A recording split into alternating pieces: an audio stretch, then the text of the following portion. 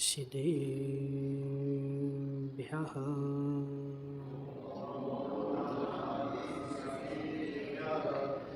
तज्जयति परं ज्योति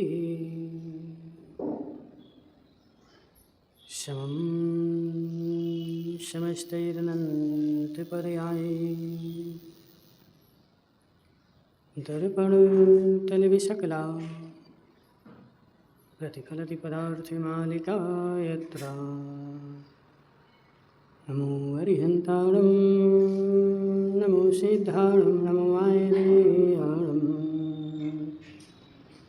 नमो अध्यायाणं नमो लोये शब्दसाहुणम् पंच परमेष्टि भगवान अनंत अनंत सिद्ध परमेष्टि भगवान 1000 देवादिनाथ भगवान आचार्य भगवान अमृत चंद्र स्वामी की आचार्य भगवान विद्यासागर जी आचार्य भगवान विशुद्धि सागर जी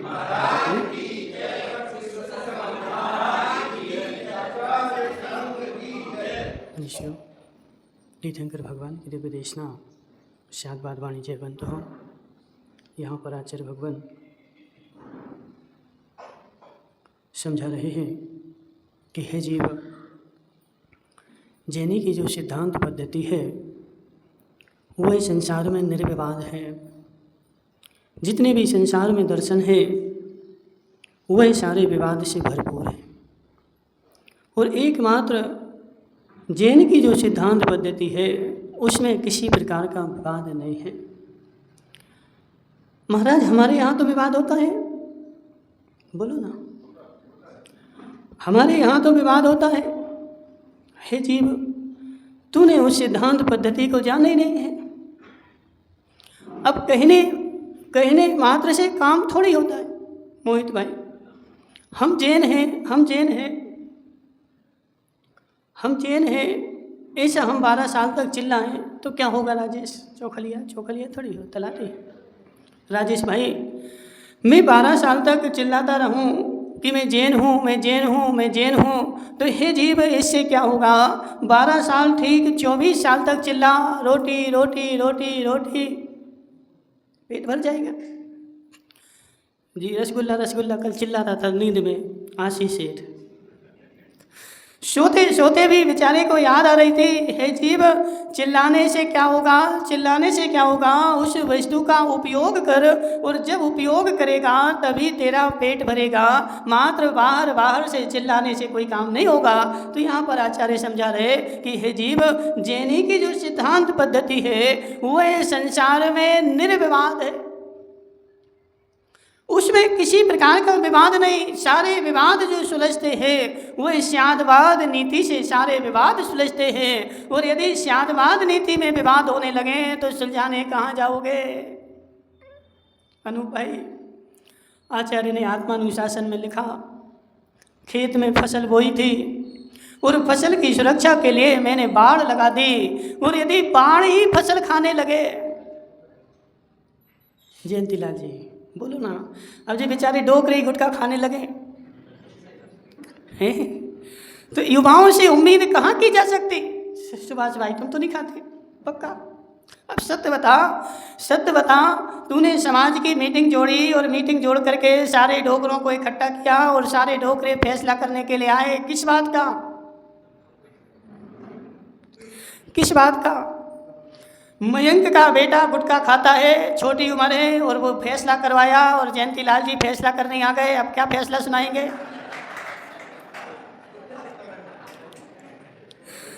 जीव समझ बात को फैसला करने वाला ऐसा है। काका जी, एक वो कहावत आती है कि एक हंस था और हंस अपनी पत्नी को लेकर के सैर पे जा रहा था। तो उसने सैर पे जाने के लिए बीच में कौवे के मकान पर रात में रेस्ट किया।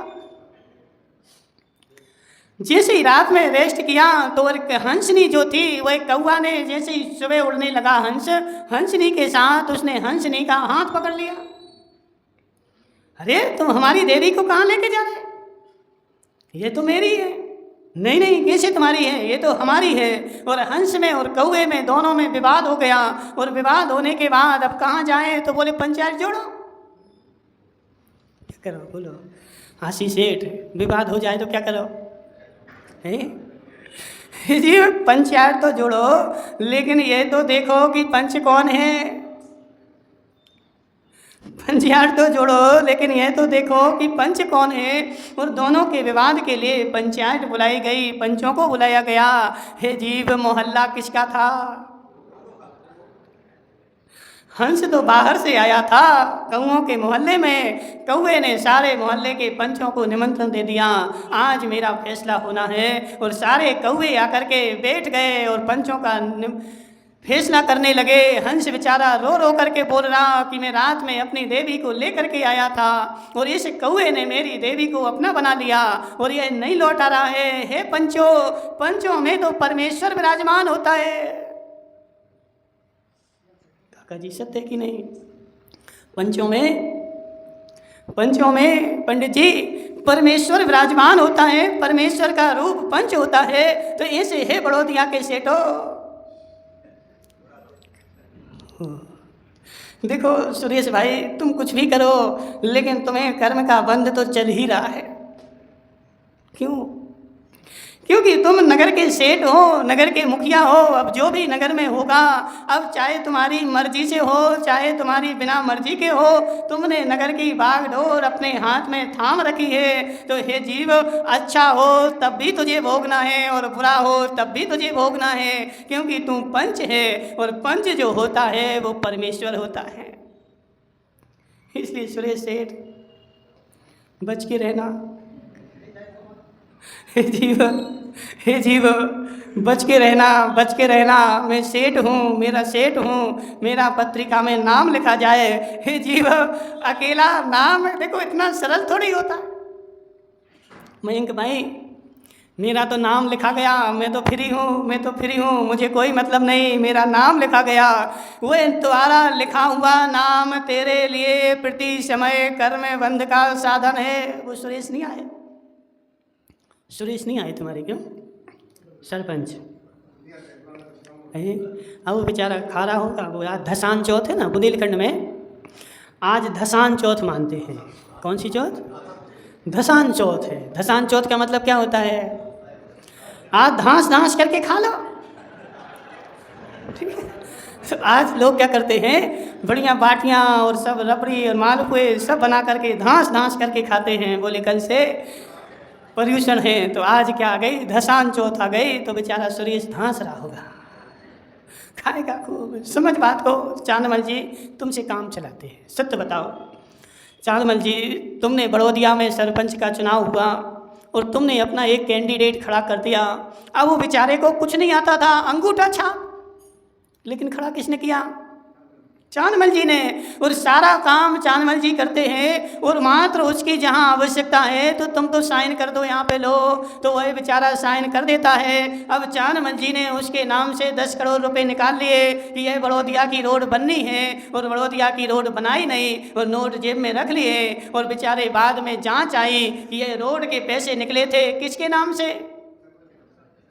किसने निकाले? सरपंच ने। चांदमल जी तो गए, रख करके गए, नाम किसका लिखा? पकड़ा कौन जाएगा? कि चांदमल जी? बोलो चांदमल जी, कौन पकड़ा जाएगा? क्यों? निकाले तो तुमने।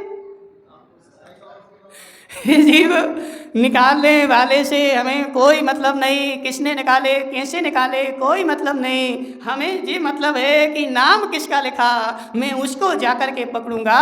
और बेचारा वो जो सरपंच था उसको जेल हो गई और चांदमल जी तो मजे कर रहे। ऐसे है सुरेश सेठ। नाम किसका लिखा?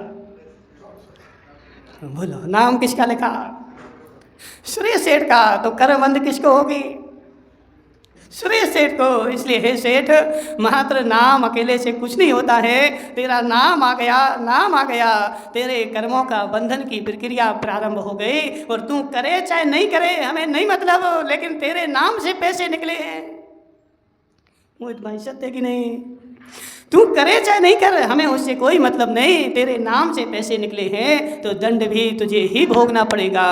तो ऐसे है मोहित भाई। क्या चर्चा चल रही थी? हाँ, हे जीव, कौवे की हंस और कौवे की लड़ाई हो गई और दोनों की लड़ाई होने के बाद अब दोनों की मीटिंग जोड़ी गई। और पंच कौन था? तो पंच जो थे वो कौवे थे। और सारे कौवों ने देखा कि ये जो कौवा है ये हमारी जाति का, किसकी जाति का? हमारी जाति का। और हंस जो है वह पर जाति का। और वह कौवे को मुंह देख करके उन सारे पंचों ने निर्णय सुना दिया, यह हंसनी जो है वह कौवे की पत्नी है। वह हंस जो था वहीं मूर्छा खा करके गिर पड़ा और 2 मिनट बाद उसको पानी डाल करके होश में लाया गया। अब हंस जोर जोर से चिल्ला रहा है, हंस रहा है, रो नहीं रहा है, हंस रहा है। क्यों? काका जी उससे पूछा गया कि तुम हंस क्यों रहा है? अरे मैंने सोचा था, सुना था कि पंचों में परमेश्वर विराजमान होते हैं और जब पंच ही अन्याय करने लगे तो मैं संसार में किसके पास जाऊं? अब संसार आसार है, इसलिए सब जगह हंसने में ही सार है। वह हंस जो था हंसने लगा, हे जीव, पंचों में परमेश्वर विराजमान होते हैं और पंच ही उल्टा फैसला करने लगे मुंह देख करके।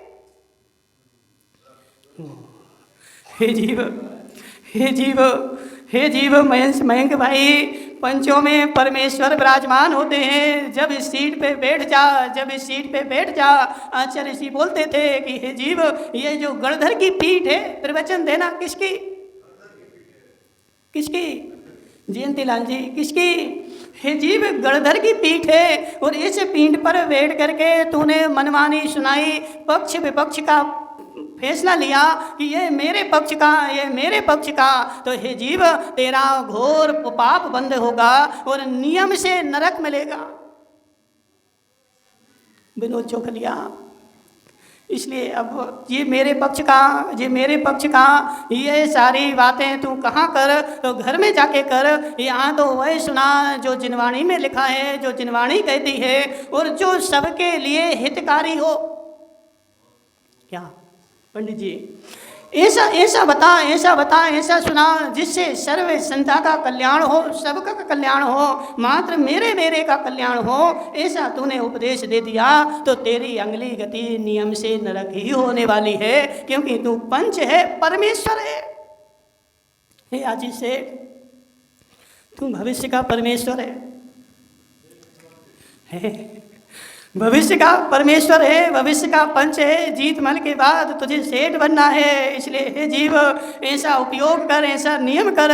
मैं सेठ की गद्दी पे बैठूंगा तो सर्व समाज के कल्याण का विचार करूंगा, ऐसा निर्णय लूंगा जिसमें सर्व समाज का कल्याण हो, मात्र मेरा हो।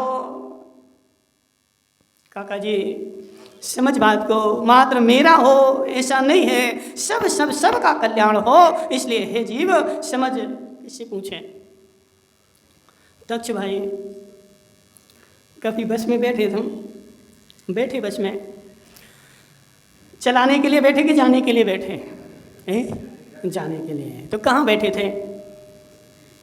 सेठ जी साहब, तुम भी बैठे बस में। हे जीव, तू बस में बैठा था अपने गंतव्य पर जाने के लिए, तो ड्राइवर के आगे बैठा था कि पीछे बैठा था? कहाँ बैठे थे? महाराज ड्राइवर के पीछे बैठे थे और ड्राइवर आगे बैठा था, चला रहा था। हे जीव, उस ड्राइवर की जरा आंख लग जाए या पैर टेढ़ा हो जाए तो क्या होगा? आशीष से क्या होगा? हे जीव समझ, ड्राइवर के पीछे जनता होती है और उसका मालिक ड्राइवर होता है। जरा स्टीयरिंग ऐसा कर दे तो पीछे बैठने वाले सारे मृत्यु के गर्त में चले जाएं और वक्ता के सामने जनता होती है। जरा ऐसा बटन कर दे, ऐसे शब्द कर दे, सारी जनता जो है गड्ढे में चला जाए। मात्र अंतर इतना है कि एक के पीछे होती है, एक के आगे होती है, लेकिन दोनों के आधारित होती है। इसलिए मोहित भाई नहीं आ रहा समझ में क्या? हे जीव, पंचों में परमेश्वर होता है, पंचों में परमेश्वर होता है। इसलिए हे पंचों, एक एक कदम फूंक फूंक करके लगना, वरना ऐसी गति होगी कि अनंत काल के लिए नरक निगोद में जाना पड़ेगा, तुझे कोई अन्य गति मिलने वाली नहीं है। ऐसे हे ड्राइवर, पहले अच्छे से सीख लेना फिर बैठना। राजेश तलाटी, तुम भी सेठ हो? आज 3 सेठ बैठे, एक सेठ नहीं है। हे जीव समझ जा बात को। अभी भी समझा रहे कि जैनी की जो सिद्धांत पद्धति है वह निर्दोष है और उससे संसार के सारे विवाद सुलझते हैं, उसमें विवाद होते नहीं। और इसमें ही विवाद होने लगे तो सुलझाने के लिए तू कहाँ जाएगा? महाराज हमारे यहाँ तो होते। बोलो ना अर्पित भाई, नहीं बोलोगे? तुम्हें सिद्धांत पद्धति का ज्ञान है क्या? नहीं है महाराज, हम जैन तो है